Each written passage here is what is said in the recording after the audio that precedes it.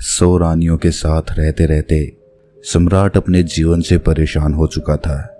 उसे अपनी युवावस्था के वो दिन याद हो आए जब उसके मन में स्त्रियों के प्रति कोई आकर्षण नहीं था, जब उसे काम शक्ति और काम वासना के बारे में पता तक नहीं था। उस समय को याद करके राजा की आंखों में आंसू आ गए। कितना ऊर्जावान, कितना जोशीला और कितना ताजगी से भरा हुआ रहा करता था वो। और आज वो सम्राट बूढ़ा हो चुका था, लेकिन बूढ़ा होने के बाद भी वो अपनी काम वासना से छुटकारा नहीं पा सका था। यूं तो उसने हजारों युद्ध जीते थे, लेकिन अपने मन पर वो आज तक विजय प्राप्त नहीं कर पाया था। अपनी काम वासना के सामने उसने अपने घुटने टेक दिए थे। अब तो सम्राट को चिंता होने लगी थी, क्योंकि वो बूढ़ा हो चुका था और किसी भी वक्त उसकी मृत्यु हो सकती थी। लेकिन मृत्यु को अपने सामने देखकर जहां पर लोग मोक्ष और मुक्ति की बातें सोचते हैं, वहीं पर वो सम्राट कामवासना के विचारों से घिरा रहता था। 100 रानियां थी उसकी, एक से बढ़कर एक हसीन, और हर रानी के साथ उसने बच्चे भी पैदा किए थे। इतना काम भोगने के बाद भी उसका मन छटपटाता क्यों है? क्यों उसमें अब भी अश्लील विचार आते रहते हैं? सम्राट सोच में पड़ गया कि क्या मरने के बाद भी ये काम वासना का बोझ मैं अपने साथ लेकर यहां से जाऊंगा? सम्राट आत्मा के सिद्धांत को मानने वाला था, इसीलिए उसने सोचा कि अगर मैंने अपनी काम वासना से अभी छुटकारा नहीं पाया तो मेरी आत्मा ना जाने कब तक यूं ही भटकती रहेगी। मुझे अपनी आत्मा को मुक्त करने के लिए इन काम वासना के विचारों को यहीं पर छोड़ देना होगा। सम्राट दिन रात इसी चिंता में डूबा रहता था कि किस प्रकार मैं अपनी काम वासना से छुटकारा पा सकता हूं। और इसीलिए एक दिन उसने अपने राजमहल में सभी विद्वानों की एक सभा बुलाई। स्वाभाविक रूप से सभा में चर्चा का विषय काम वासना ही रखा गया था। सम्राट ने अपने मंत्री से पूरे नगर में घोषणा करवा दी थी कि जो भी विद्वान राजा के मन को संतुष्ट कर पाएगा वो पूरे जीवन काल के लिए राजा का सलाहकार बनकर रहेगा। इसीलिए नगर के सारे विद्वानों में एक होड़ लग गई थी। मंत्रिमंडल के द्वारा तय किए गए दिन नगर के सारे विद्वान राजमहल में पहुंच गए। कोई अपने हाथ में वेद लिए हुए था तो किसी के हाथ में उपनिषद थे। ज्यादातर विद्वान राजा को वेद और उपनिषदों के माध्यम से संतुष्ट करना चाहते थे। सभा में तर्क वितर्क शुरू हुए। सम्राट ने सबसे पहला सवाल पूछा कि ब्रह्मचर्य का असली मतलब क्या होता है। कुछ विद्वानों ने जवाब दिया कि जिस इंसान ने अपने जीवन में कभी भोग नहीं किया होता वही असली ब्रह्मचारी होता है। दूसरे विद्वानों ने इस बात का विरोध करते हुए बताया कि हो सकता है किसी इंसान ने भोग किया हो, लेकिन वर्तमान में अगर वो भोग का त्याग कर चुका है तो वो भी ब्रह्मचारी ही कहलाता है। और वास्तविकता में वही ब्रह्मचारी होता है जो भोग करने के बाद उसका त्याग कर देता है, वही ब्रह्मचारी कहलाता है। सम्राट को किसी विद्वान के उत्तर से संतुष्टि नहीं हो रही थी और इधर विद्वान आपस में तर्क वितर्क करने पर लगे हुए थे। कुछ ही देर में वहां पर एक बहुत ही अनूठा विद्वान पहुंचा। वो अपने साथ बेहद खूबसूरत 2 युवतियों को लिए हुए था। उस विद्वान ने वहां पहुंचते ही पहले तो देरी से आने के लिए सम्राट से क्षमा मांगी। उसको देखकर बाकी के सब विद्वान हंसने लगे। एक विद्वान ने सभा में खड़े होकर कहा कि जो इंसान खुद काम वासना से ग्रस्त हो वो दूसरे को काम वासना से छुटकारा कैसे दिला सकता है। इस पर इस विद्वान ने मुस्कुराते हुए उससे पूछा कि तुम्हें ऐसा क्यों लगता है कि मैं काम वासना से ग्रस्त हूं? उस विद्वान ने कहा कि तुम हमें अंधा समझते हो, क्या हमें बेवकूफ समझते हो? तुम यहाँ राजमहल में 2 युवतियों के साथ प्रवेश कर रहे हो, इसका मतलब क्या होता है? इसका अर्थ तो सीधा सीधा यही है कि तुम एक काम वासना से ग्रस्त आदमी हो। क्या मैं गलत कह रहा हूं? उस विद्वान ने मुस्कुराते हुए जवाब दिया कि महाशय, जिन युवतियों की तुम बात कर रहे हो वो दोनों मेरी बहनें हैं और वो भी मेरी ही तरह काम वासना की गहरी समझ रखती हैं। इस विद्वान ने सम्राट को संबोधित करते हुए कहा कि हे राजन, असली ब्रह्मचारी वही होता है जिसकी नजरों में एक पुरुष और एक महिला का अंतर हट गया हो।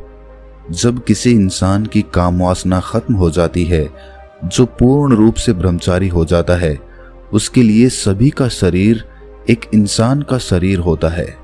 उसके अंदर किसी महिला को देखकर काम वासना के विचार उठना तो दूर, वो तो भेद भी नहीं कर पाएगा कि ये एक महिला है। उस ब्रह्मचारी के लिए हर एक जीवात्मा एक प्रकार की होती है। शारीरिक रूप से वो उनमें कभी भी भेद नहीं करेगा। उस विद्वान ने आगे बताया कि जो भी विद्वान यहाँ सभा में उपस्थित हैं, उन सभी को मेरे साथ ये 2 युवतियां दिखी।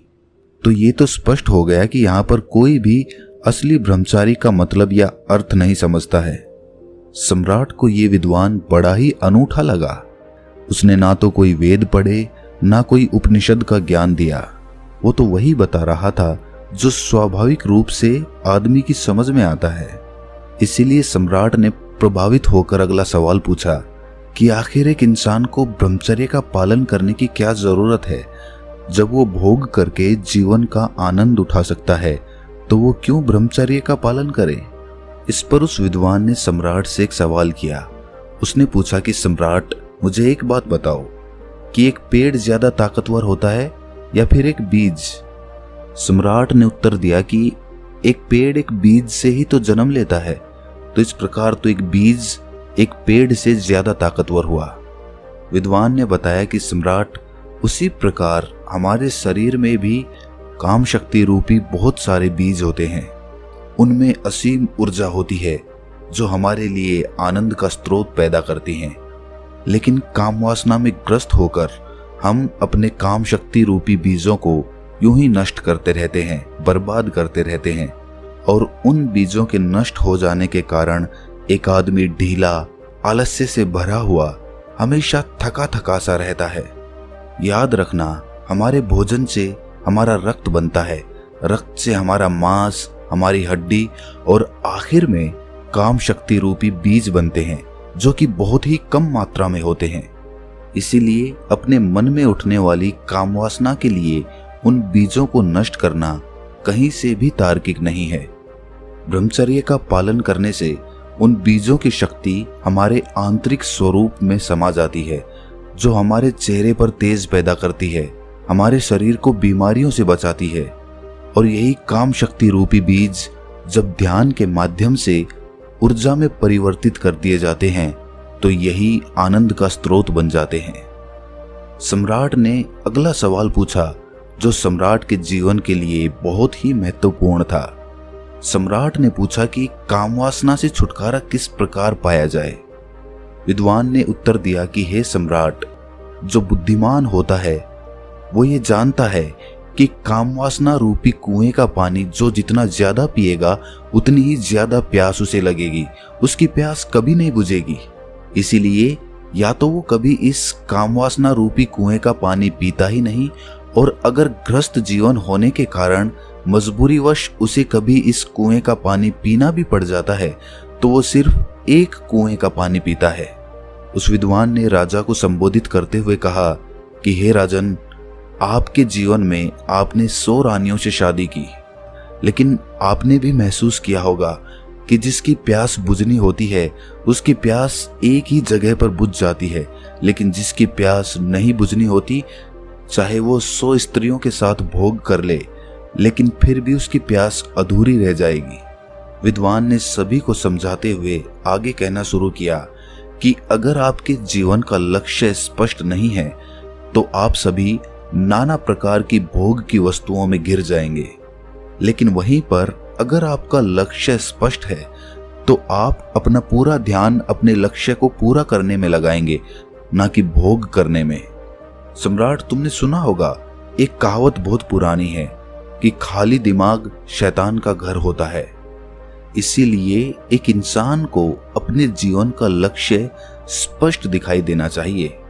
शुरुआती चरण में काम वासना हमेशा हमारे विचारों के द्वारा उत्पन्न होती है, और अगर हम अपने विचारों को ऐसी जगह पर लगाएंगे जिससे हमारा लक्ष्य पूरा हो सके, तो हमारे मस्तिष्क में काम वासना के विचारों के लिए कोई जगह ही नहीं बचेगी। विद्वान ने सम्राट को चेतावनी देते हुए कहा कि सम्राट, याद रखना, भोग करने से ज्यादा खतरनाक काम वासना के विचार होते हैं।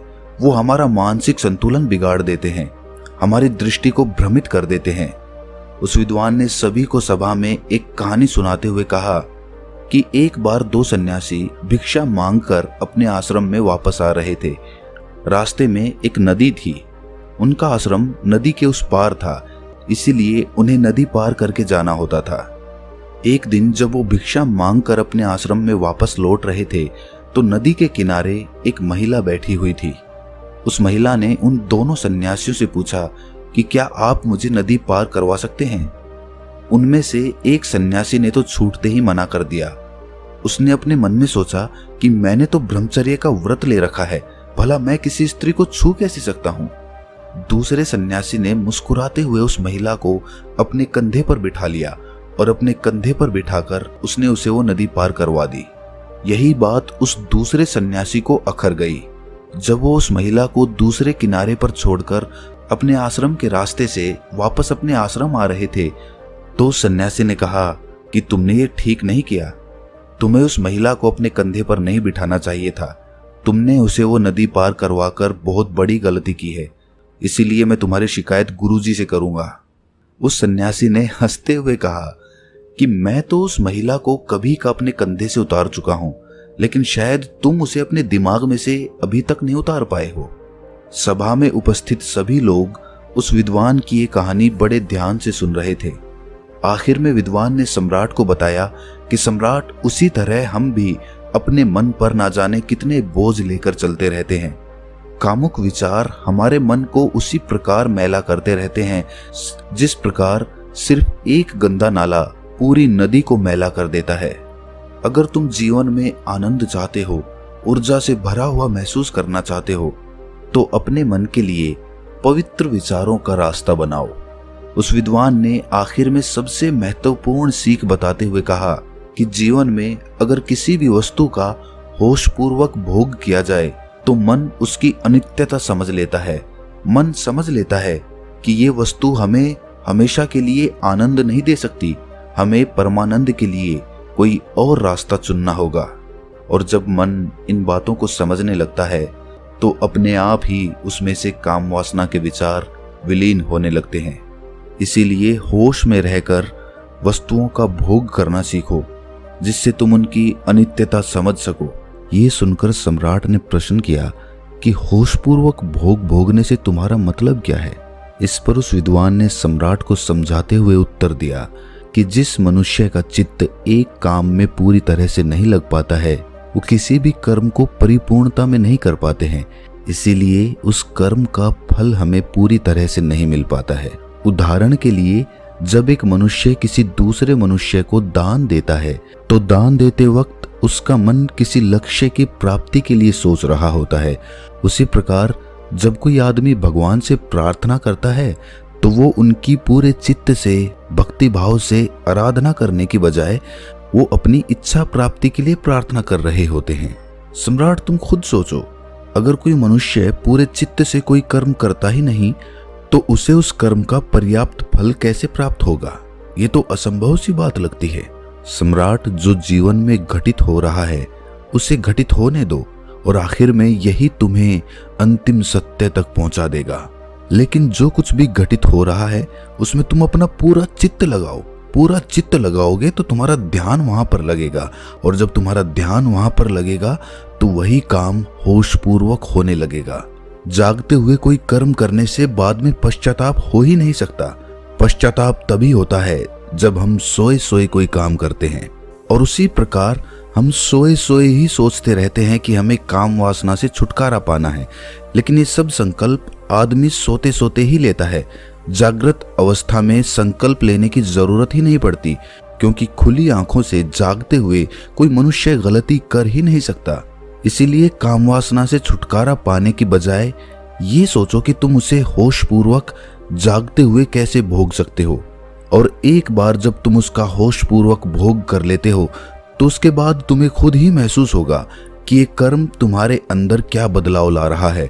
अगर वो तुम्हारे अनुसार सही नहीं होगा, तुम्हें गलत लगेगा, तो तुम उसे वैसे ही छोड़ दोगे, तुम्हें संकल्प लेने की जरूरत ही नहीं पड़ेगी। लेकिन होश की स्थिति तक पहुंचने के लिए तुम्हें ध्यान का मार्ग अपनाना होगा। ध्यान करने से ही आदमी की निद्रा टूटती है, वो जागृत अवस्था में आता है, और जब वो जागृत अवस्था में आता है तो उसका चित्त एक काम पर पूरी तरह से लगने लगता है, और उसके बाद होशपूर्वक उस कर्म को करने के बाद उस कर्म की अनित्यता को हमारा मन अपने आप समझने लगता है। विद्वान ने अपनी बात को और गहराई से समझाते हुए समझाया कि सोए हुए इंसान को तो रास्ते पर पड़ा हुआ सांप भी दिखाई नहीं देता, वो भी उसे तब पता चलेगा जब वो सांप पर पैर रख देगा। और इसी प्रकार तो हर इंसान कार्य करता है। जब वो रास्ते पर चलता है तो अपने विचारों में, अपनी भविष्य की योजनाओं में उसका मन हमेशा उलझा रहता है। उसका ध्यान अपने चलने पर तो होता ही नहीं है, तो रास्ते पर कहां से होगा। ये सब लक्षण एक सोए हुए मनुष्य के होते हैं, और जब वो मनुष्य ये महसूस कर पाता है कि वो कितनी गहरी निद्रा में है, तो उसी समय उसके जीवन में ध्यान का उदय होता है। लेकिन सोए हुए इंसान को भला किस प्रकार दिखाई देगा कि वो सोया हुआ है? या तो कोई उसे हिलाकर जगाए या उसे बताए कि तुम सोए हुए हो, तब तो उसकी नींद टूटेगी। लेकिन ऐसे मनुष्य हमें कम ही मिलते हैं जो हमें ये एहसास कराते हैं कि हम कितनी गहरी निद्रा में सोए हुए हैं। हमारा मन विचारों का, भविष्य की योजनाओं का, अतीत के दुखों का एक दफ्तर बन चुका है। वो सम्राट इस विद्वान के उत्तरों से बहुत प्रभावित हुआ, और उस सम्राट ने इस विद्वान को अपने पूरे जीवन काल के लिए अपना सलाहकार बना लिया। तो दोस्तों, कैसी लगी ये कहानी आपको? कमेंट सेक्शन में ज़रूर बताना, और अच्छी लगी हो तो इस चैनल को सब्सक्राइब करके नोटिफिकेशन बेल को ज़रूर प्रेस कर देना। तो मिलते हैं अगली कहानी में, तब तक के लिए अपना ख्याल रखें।